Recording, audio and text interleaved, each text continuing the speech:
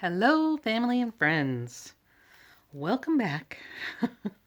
Feel a little bit better today. I did have a little bit of a rough night, as you know, but I think we're at about 151 hours. So today's Tuesday. Tonight, later on, probably by the time I put this up on YouTube, it will be exactly 1 week since they started the immunotherapy. So let's start our status. We'll get going. Okay, eating. Still pretty nauseous all day. I have really resisted taking the medication. I think part of me is afraid if I take it and it doesn't work, what are we going to do? But I'm considering starting to take it in the evening. Maybe that will help make the end of my day better. So we'll stay tuned. I'll let you know tomorrow. I think I mentioned yesterday I did get a second medication for nausea. I spoke to my doctor and I can take them both.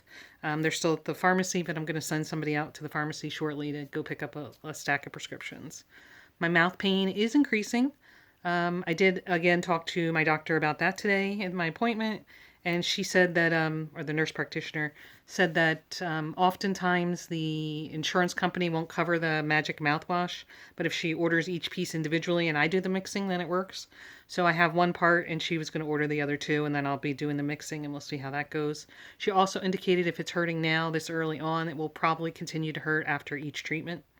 That's just how my body's reacting to the set of chemicals, which makes sense. My fluid intake was much better today. I still have ways to go, but I'm pretty proud of myself. Thumbs up. So I did learn today that during my doctor discussion or my nurse practitioner discussion that the last drug that they gave me also could have an impact on your bladder. So they want to make sure that your fluid's going through. You don't want any chemicals to sit in the bladder. So I've been working on that, obviously, as you know, staying hydrated, but even more important. Chemo symptoms are about the same as yesterday. Still feeling pretty miserable, a little bit beat down, a little bit better, honestly. But I did spend a lot of the day, and we'll get there in the napping section, relaxing as needed. So maybe that helped a bit. And also, from what I recall, the half-life of the medication was about 3 days. So coming up on tomorrow, probably, I should be just about done with the medication out, and then it'll be my body's job to try and heal itself.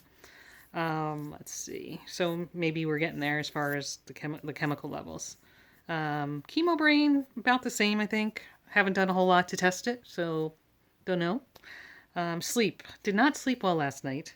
Had some obstacles. Was up pretty early. I don't know, 5:30 or 6. Couldn't get back to bed.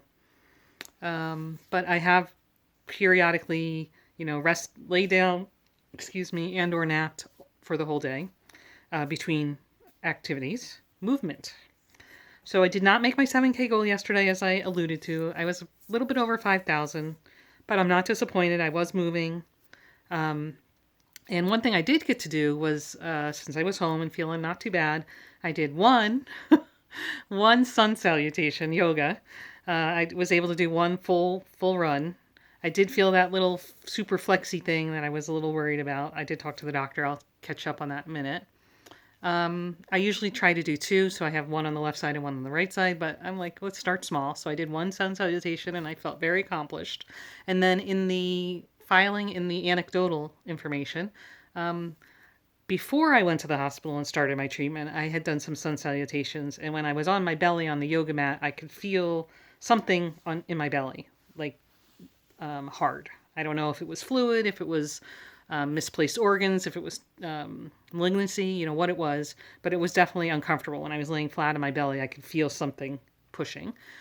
Yesterday, I did not feel that when I did my sun salutation. And again, I hope to do one or two sun salutations today and just start to build some muscle in that way, gently. Let's see, what else can I tell you about sun salutation?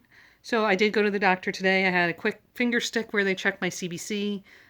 Basically just white count, red count, hemoglobin. Yes. White count, hemoglobin, and platelets, they were all well within normal. White count came up a little to 10. Hemoglobin was 13, excellent. And the platelet was 331, which was a little down, but way in the normal and better because you don't want to, be in clotting risk. So that was good. And they said that the numbers so close to treatment really don't mean a whole lot. I have to go back in a week from today, Tuesday the 29th.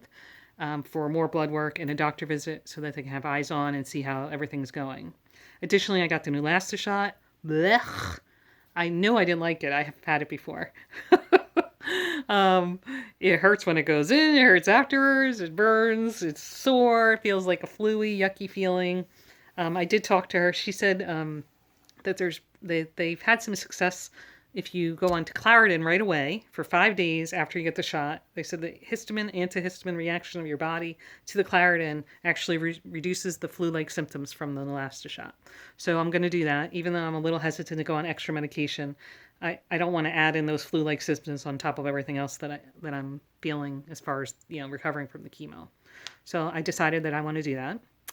In the conversation, she said that insurance, I haven't called them yet, will cover a wig, which was interesting because I don't think we did that the last time. We just bought it out of pocket. So what do you guys think? Should I get a wig or should we just go with the hat? I'm definitely going to crochet a few hats. I don't know if I need a wig. If I want, I don't mind. Like I mentioned before, the last time I wore wigs, mostly because the kids were upset by not having hair when I was out in public. But I don't know, thinking about it. All right, so yesterday I mentioned that I just felt like super stretchy, like when I was pregnant, when the hormones like make everything very elastic. And I mentioned this to the nurse practitioner, and she said this was not a symptom she had heard before, but she wouldn't say it wasn't a symptom. Like everybody reacts differently to the chemicals. But she said that your muscles are impacted by the chemicals and, your immune system and the chemicals. So, even though it feels like it's like more of a ligament-ish type feeling to me, as I'm comparing it to pregnancy, maybe it's a muscle feeling, and it is, truly the chemicals. It's just the way I'm perceiving it in my body. Let's see, anything else? New plan. So I think we talked about this a couple times already, but basically the new plan is unknown until we get the new insurance on January 1st. So after January 1st, the doctor's office will call the new insurance and figure out what form of treatment they're going to what they'll allow. And then once we figure out what they'll cover or allow, then we'll proceed appropriately. Based on our conversation today, it seems like in order to make sure that my first day and my last day are on clinic days versus on a weekend, we might push out my treatment. I might not treat like Monday to Friday, like most people would expect, but maybe start Thursday to Monday. So my active 4 days of drip, drip, drip might take place over the weekend. And what that means, unfortunately for me, is that my active poisoning for those FRC folks will be taking place over kickoff, which I'm sad about. But fortunately for me and everyone, or maybe not everyone, but fortunately for me, kickoff's going to be virtual. So I hopefully will be able to do it. If I can't sit up and cheer from the couch, I could lay in bed and watch or something like that.